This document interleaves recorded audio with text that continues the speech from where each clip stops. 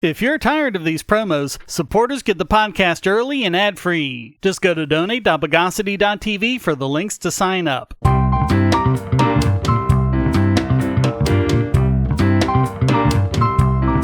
Welcome to the Bogosity Podcast for the week of February 5, 2023, the podcast that's wider than the sky.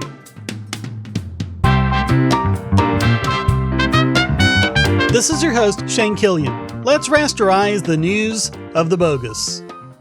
Even though it hasn't been covered much by the news media, the Russo-Ukrainian war keeps going strong, with the U.S. government spending, at current count, over $105 billion to Ukraine as Zelensky pushes for a preemptive nuclear strike. Amid all the propaganda and war hawking, it's nice to see when some cooler heads prevail, as they recently did at the RAND Corporation when they published a research paper warning about the ramifications of extending the conflict. Beginning with the question, how does this end? What's the end game? It's about a lot more than the goals of Kiev and Moscow. Quote, "This war is the most significant interstate conflict in decades, and its evolution will have major consequences for the United States. Consequences that include," quote, "possible Russian use of nuclear weapons, possible escalation to a Russia-NATO conflict, territorial control, duration, and the form of war termination." They examined these 5 alternatives. The biggest consequence is, of course, the use of nukes, and while it doesn't seem like Russia has any high-value targets that they could effectively destroy, and doing so would be self-defeating anyway as they could provoke a direct response from NATO, nuclear or otherwise, it could come to that the more the Kremlin perceives this war as existential. The more the war rages on, the fewer non-nuclear options Putin is going to have.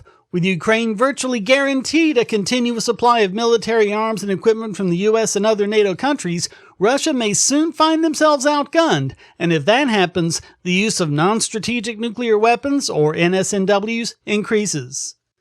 Quote, "Russian nuclear use in Ukraine will be highly consequential for the United States. If Russia won concessions or made military gains through nuclear use, the norm against non-use will be weakened, and other countries might be more likely to use such weapons in future conflicts. Moreover, Russian use of nuclear weapons in Ukraine would have large and unpredictable effects on Allied policies toward the war, potentially leading to a breakdown in transatlantic unity. Death and destruction in Ukraine, a tragedy in itself, could also have a major impact on U.S. and Allied publics. In short, the Biden administration has ample reason to make prevention of Russian use of nuclear weapons a paramount priority for the United States. And then, of course, there's the ever-present threat of a Russia-NATO conflict, one that's been growing ever since NATO went against their promise in the 2+4 treaty not to expand into areas near Russia, which U.S. and NATO policymakers are now denying even happened. If it comes down to this, quote, "The U.S. military would immediately be involved in a hot war with a country that has the world's largest nuclear arsenal. Keeping a Russia-NATO war below the nuclear threshold would be extremely difficult, particularly given the weakened state of Russia's conventional military. Some analysts are doubtful that Russia would attack a NATO country, since it is already losing ground to Ukrainian forces and would find itself in a war with the world's most powerful alliance.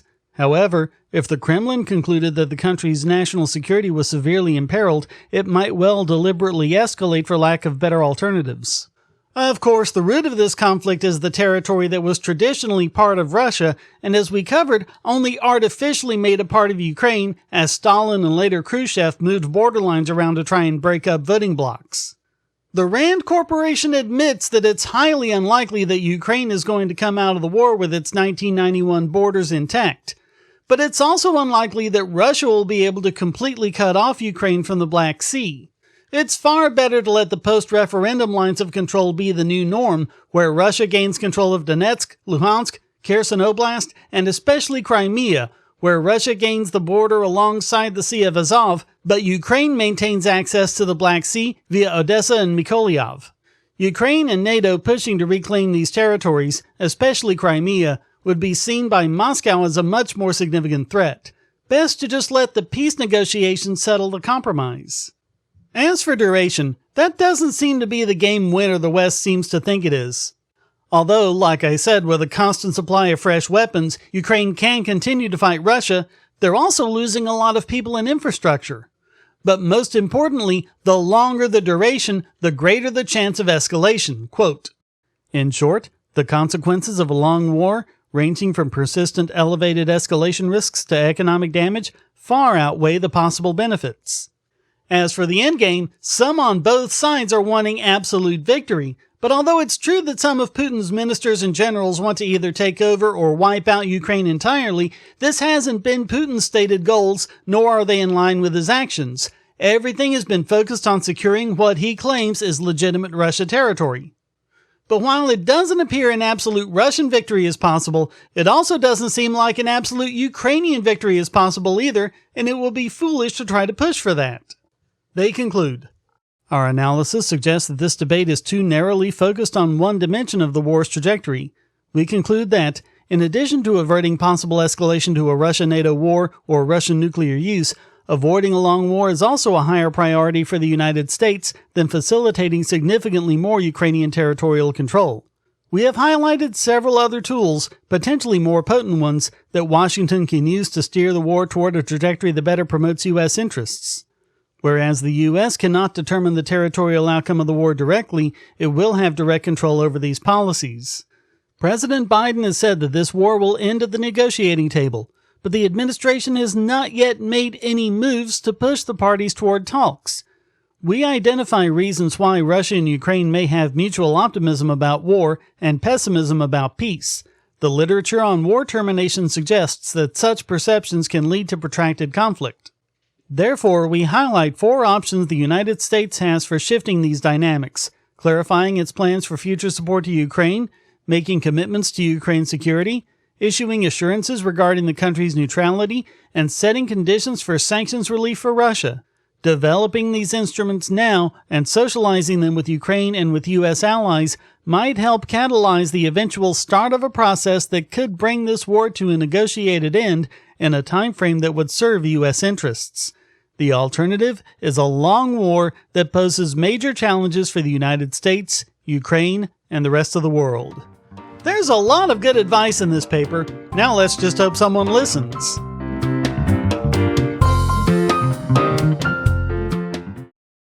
If you're looking for a way to support this channel, but you don't have any spare cash and you can't stand ads, you can do so by generating your own cryptocurrency. Use the links at the bottom of the description to follow the link to Odysee.com to listen to the podcast and see all of my YouTube videos as well. Just watching videos will produce cryptocurrency for the creator and yourself. And since Odysee is always monetized and never censored, you'll have no problem seeing all the videos from your favorite creators. You can also use the library credits you create at Odysee to tip creators and even purchase paid content. Earn library credits through various rewards, including daily view rewards and the number of shares and invites. And you can interact with creators in all sorts of ways, including like and dislike, comment, boost a post by supporting it, repost it, and share to other sites, all while earning crypto for the creator. Easily monetize yourself and your favorite creators using cryptocurrency without advertising. Use the link below to visit this channel on Odysee.com and see many of your other favorites there as well. Now some good news. The NRC has certified the first U.S. small modular reactor design. Effective February 21st, the NuScale Lightwater SMR known as Voyager 12 is approved for applications from utilities for a license to build and operate new reactors. NuScale Power President John Hopkins said, quote, "We are thrilled to announce the historic rulemaking from the Nuclear Regulatory Commission for NuScale's small modular reactor design, and we thank the Department of Energy for their support throughout this process. The DOE has been an invaluable partner with a shared common goal, to establish an innovative and reliable carbon-free source of energy here in the U.S. We look forward to continuing our partnership and working with the DOE to bring the UAMPS carbon-free power project to completion." The Voyager 12 can generate almost a gigawatt of electricity on just 0.05 square miles, or about 32 acres. That's compared to 94 square miles for solar and 17 for wind. So wind takes up 340 times the land area, and solar takes up 1,880 times the land area of the NuScale plant. As the Vogtle 3 reactor comes online as we speak, Utah Associated Municipal Power Systems is currently working with the DOE to demonstrate a smaller 6-module Voyager plant at Idaho National Laboratory. The first reactor is expected to be operational by 2029. Both Vogtle 3, a Westinghouse AP1000, and the Voyager are Generation 3 reactors, meaning they're walk-away safe. Even if there's no operator intervention, meltdown and radiation leaks will be physically impossible. But SMRs can be pre-assembled safely at a factory and shipped, in this case in 3 parts, as opposed to the AP1000, which has to be constructed fully on site and is the reason why various problems, mostly political and financial, not the least of which was Westinghouse's bankruptcy, led to massive delays. Voyager modules can also go for 12 years without refueling, or you can refuel just 5% every 24 months, as opposed to a third every 18 months for a traditional reactor. Modern Generation 3 Plus designs are good not only for electrical generation, but for district heating, desalination, and commercial-scale hydrogen production, all with no carbon output. Here's hoping even better Generation 4 designs such as Natrium get approved soon. But it's really taking way too long.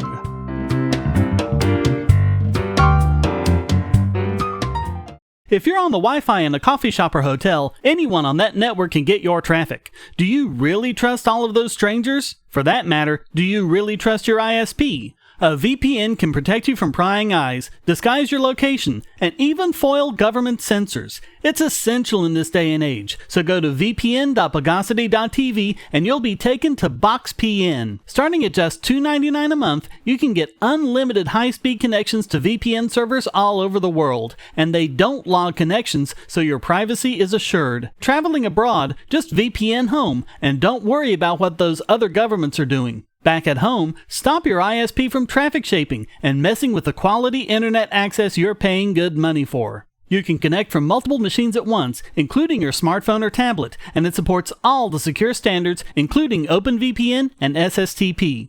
Bypass censors and surveillance with your own secure VPN connection. Go to vpn.bogosity.tv.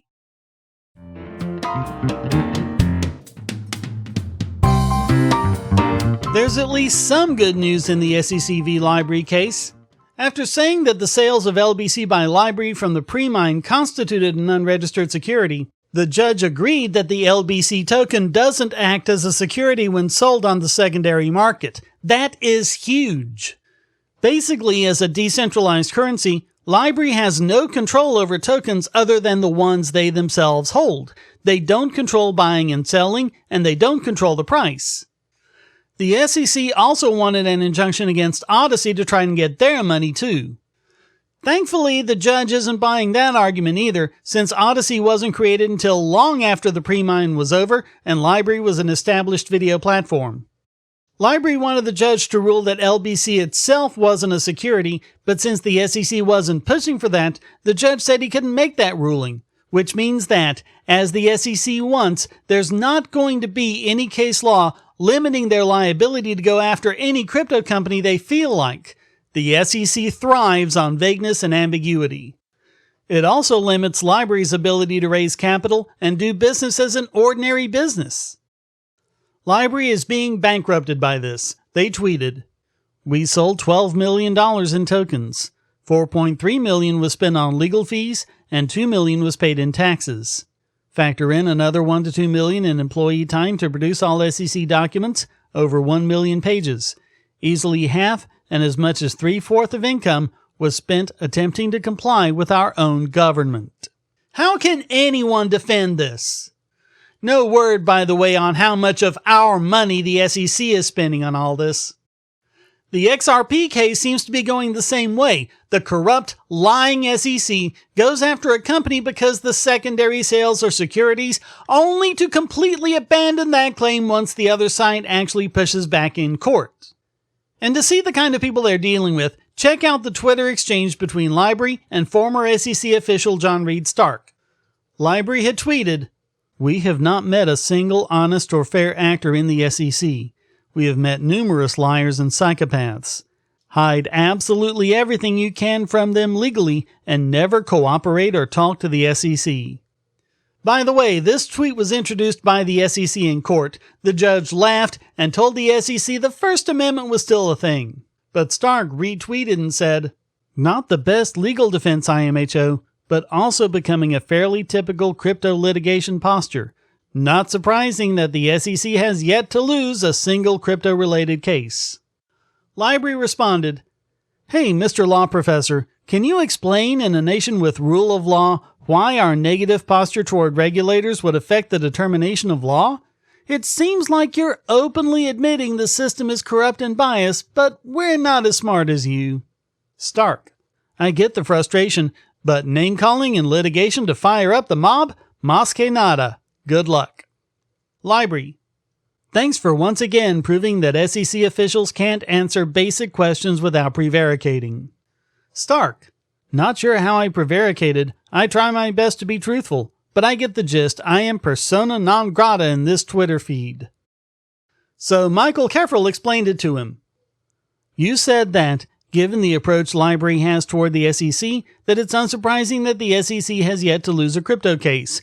You were then asked why this posture should affect the fair adjudication of the rule of law. Then you failed to answer. Hope that clears things up." This is about out-of-control, unelected bureaucrats making up the law as they go along without legitimate business owners have any way of knowing whether or not they're running afoul of it. This is rule of men, not rule of law.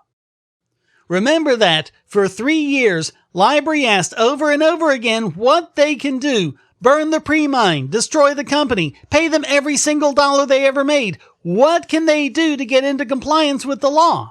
And the SEC continually, stubbornly, and willfully refused to answer. They know their claims are absurd and far-fetched. LBC is a utility token if there ever was one. But they're used to getting corrupt judges that just side with them no matter what.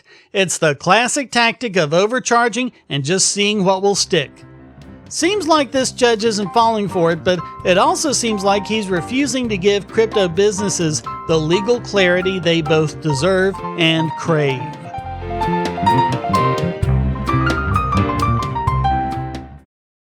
Do you have children, or nieces or nephews? Are you homeschooling, or just want to counter some of the socialist indoctrination most children get in school? If so, go to bogosity.tv/TuttleTwins, and you'll be taken to a website where you can get some great books for elementary-age children. The Tuttle Twins books are books about liberty and free market economics that include children's versions of Bastiat's The Law, Leonard Read's I, Pencil, and Hayek's The Road to Serfdom, as well as books about the Federal Reserve and how regulations protect business cronies. They'll learn about the harm caused by eminent domain, or regulations passed in the name of safety, and fundamental concepts of liberty. And as you can see from the sample pages on the website, they're all easy to read and nicely illustrated. They're just $9.99 a piece, or get a special discount as well as free bonuses when you purchase all 5. You can even buy in bulk to donate to schools and local libraries. So get the Tuttle Twins books at bogosity.tv/TuttleTwins.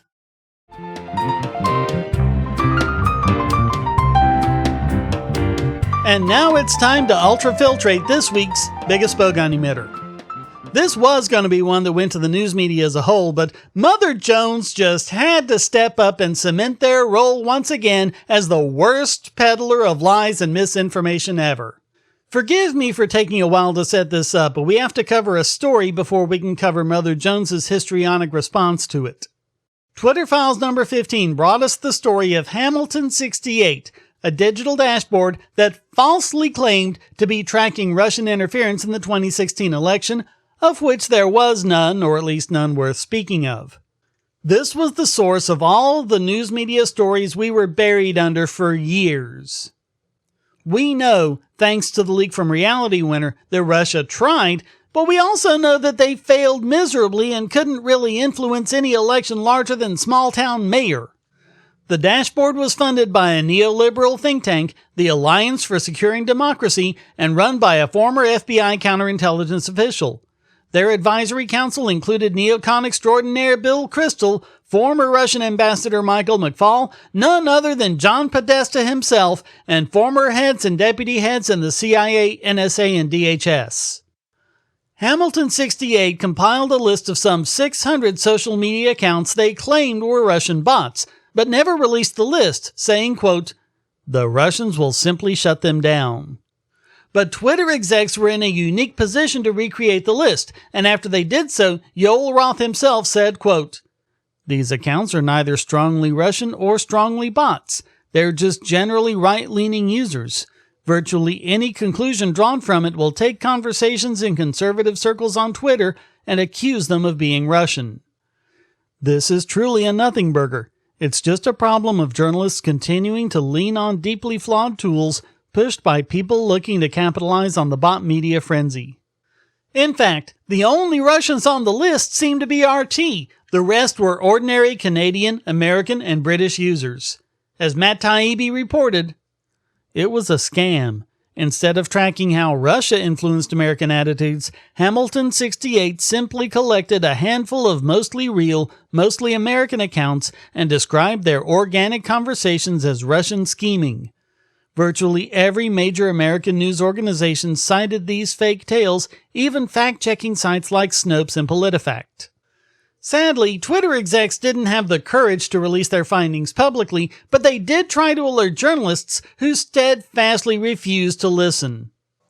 It was also an academic scandal, with Hamilton 68 promoted by many universities, including Harvard, Princeton, Temple, and NYU. Taibbi reached out to MSNBC, Watts, The Washington Post, Politico, Mother Jones, the Alliance for Securing Democracy, and several politicians, including Dianne Feinstein, and all refused to comment. Taibbi concluded, "The mix of digital McCarthyism and fraud did great damage to American politics and culture. News outlets that don't disavow these stories or still pay Hamilton vets as analysts shouldn't be trusted. Every subscriber to those outlets to write to editors about the issue." Which brings us to Mother Jones. The people who got triggered at a journalist recounting his days working at McDonald's, who repeatedly spread lies about guns and mass shootings, who posted a deceptively edited version of George Zimmerman's 911 call, who posted stories falsely linking cell phone radiation to cancer, who blamed private prisons for things that happen much more often in regular prisons, and of course, who, back in the day, spread the lie that the Ford Pinto could explode when rear-ended. Which is why this podcast has made it an expletive. Mother Jones, they're dishonest. They were the first and biggest on the Steele dossier story, with at least 14 stories coming in on Hamilton 8 specifically. And that's also true of David Corn himself, who wrote this incredifail of an article. Yes, the same David Corn who successfully evaded numerous accusations of sexual harassment by former staffers, even though there was a lot more evidence against him than there is against Justin Roiland. In a separate tweet, Taibbi said, "It was once potentially career-ending for a journalist to fall for a scam like Hamilton 68, and news orgs that got outed publishing one fake story would hire law firms to do outside audits, etc. Mother Jones did over a dozen Hamilton 68 stories, and I bet they won't even comment." Oh, they commented all right, but it was just to double down and say that the expose doesn't matter. Calling it misdirection and direction, they ignore the direct evidence in Taibbi's tweets to look at the article in the Columbia Journalism Review, which is much longer and provides a lot of additional context. Of the article, Taibbi tweeted, "If a book-length compilation of errors and dishonest coverage printed in the Columbia Journalism Review and written by a reporter with the credentials of Jeff Gerth doesn't get picked up by MSM at all, it's proof they will never reform." Check out Mother Jones, quote, "He defines the Trump-Russia affair by only two elements of the tale, the question of Trump collusion with Moscow and the unconfirmed Steele dossier. This is exactly how Trump and his lieutenants want the scandal to be perceived. From the start, Trump has proclaimed no collusion, setting that as the bar for judging him. That is, no evidence of criminal collusion, and he's scot-free." Well, yeah, you're accused of collusion. No collusion. That means you didn't do it. But MJ just can't give it up. Quote, "Vladimir Putin attacked the 2016 election in part to help Trump win, and Trump and his aides aided and abetted this assault on American democracy by denying such an attack was happening. Trump provided cover for a foreign adversary subverting a U.S. election. And yet, that's exactly what the evidence said didn't happen. They even had the gall to mention, quote, the Russian hacking operation that led to WikiLeaks releasing daily derogatory email about Hillary Clinton in the final month of the campaign, when we know that was an inside job. Quote, Trump and his campaign assisted Moscow's attack. He writes that Clinton and her campaign would secretly sponsor and promote an unsubstantiated conspiracy theory that there was a secret alliance between Trump and Russia, suggesting that the media assisted this underhanded plot. But, in a sense, there was a strict alliance. Oh, in a sense there was a strict alliance. Well, in a sense, you're a bunch of morons! And he keeps going like this. Far from damage control, they're just making it worse. How can anyone trust Mother Jones after this? How can anyone trust them before this is a question I've been asking anyway. Really, most of it's the same kind of apologetics we've become familiar with from the news media on this topic. And they even conclude, Trump may have been the victim of occasionally errant reporting, but he was no victim of a hoax or an off-the-rails media witch hunt. He helped an adversary sabotage an American election. The true media failure is that Trump got away with it, and that articles like this one that you are now reading are still necessary. Oh, Mother Jones! All of this is ironic when you consider that the original Mother Jones was someone known for uniting political groups. So all of that makes Mother Jones this week's biggest Bogani matter.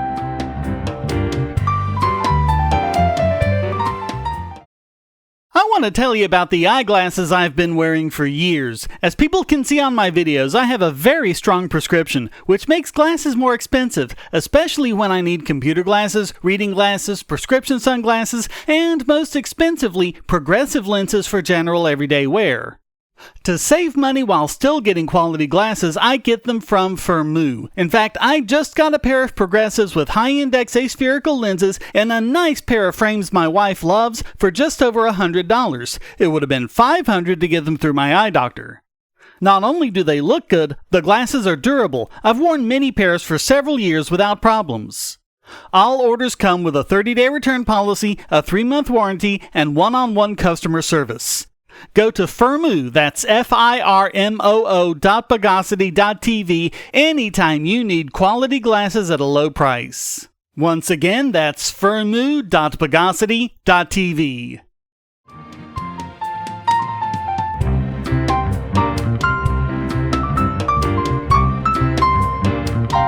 And now let's resynthesize this week's Idiot Extraordinaire. There's nothing funny about the Monterey Park shooting that killed 12 and wounded 9. But it seems like LA County Sheriff Robert Luna was going for some sort of laughs in his comments afterward. Either that or they've just run out of rhetoric. Since the shooting wasn't carried out with a rifle, Luna was apparently left with calling it an assault pistol. Apparently, he's trying to make it violate California's assault weapons ban, which is written so vaguely that yeah, it probably does. But then, so would a Glock 19. That's how stupid the law is. But it also violated the law by having a high-capacity magazine defined as one capable of holding more than 10 rounds and a homemade suppressor. In other words, these laws didn't stop him. Yo, Sheriff, aren't you admitting that gun control is a failure? CNN reported that the pistol was a Cobra M11/9. It's a rather badly made 9mm pistol that's made to superficially resemble the MAC-10, a submachine gun made famous by movies. Really, the only reason to have one of these is to trigger the anti-gun nut jobs. In reality, the MAC-10 was a terrible gun and the company went bankrupt. Cobra bought the rights to the design and made these cheap copies. According to reports from owners, it's heavy and unwieldy, weighs almost 4 pounds, and has a massive blowback bolt which causes a lot of recoil and muzzle flip. The mags are terrible and the gun tends to jam a lot. It has a rear peep sight and the front sight is a notch bent forward. It's basically the opposite of ergonomic. The grip is massive and uncomfortable, even to people with large hands. It's a heel-style magazine that takes longer to reload, and the trigger slaps the shooter's fingers so badly they put on a piece of rubber tubing to reduce the pain. Luna refused to say what kind of gun it was, giving the obviously bogus excuse that he didn't want to influence witnesses. In reality, it seems he didn't want to be the butt of online jokes. Which he now is, of course. So all of that makes Sheriff Robert Luna this week's Idiot Extraordinaire.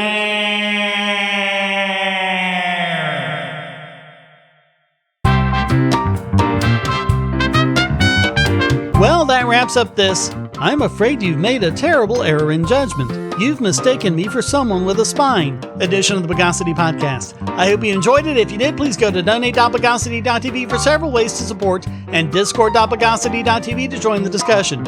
Subscribe at Patreon or Subscribestar, and you can listen early and ad-free. Thank you for listening. Until next time, here's a quote from Frank Zappa. "The United States is a nation of laws, badly written and randomly enforced." The Bogosity Podcast is licensed under Creative Commons Attribution, Non-Commercial, No Derivatives 4.0 International License.